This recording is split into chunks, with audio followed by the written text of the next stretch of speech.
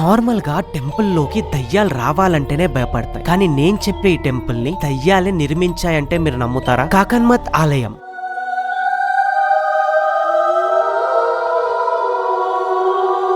ఈ ఆలయాన్ని శివుడి కోసం దయ్యాలు ఒక్క రాత్రిలో నిర్మించాయి. ఈ ఆలయాన్ని చూస్తే ఇప్పుడే కూలిపోతుంది అన్నట్టుంటుంది, కానీ ఎన్ని భూకంపాలు వచ్చినా ఎన్ని తుఫాన్లు వచ్చినా ఈ ఆలయం చెక్కు చెదరకుండా అలాగే ఉంది. ఈ ఆలయాన్ని ఎలాంటి సున్నం సిమెంట్ వాడకుండా ఒక రాయి మీద ఒక రాయి పెట్టి బ్యాలెన్సింగ్ పద్ధతిలో నిర్మించారు. ఈ ఆలయం హైట్ వచ్చేసి 115 ఫీట్స్. ఇక్కడ ప్రజల నమ్మకం ఏంటంటే ఈ ఆలయాన్ని దయ్యాలు ఒక్క రాత్రిలోనే నిర్మించాయి. తెల్లవారేసరికి పని పూర్తి కాకముందే దయ్యాలు వెళ్లిపోయాయంట. అందుకే ఈ టెంపుల్ అసంపూర్తిగా కనిపిస్తుంది.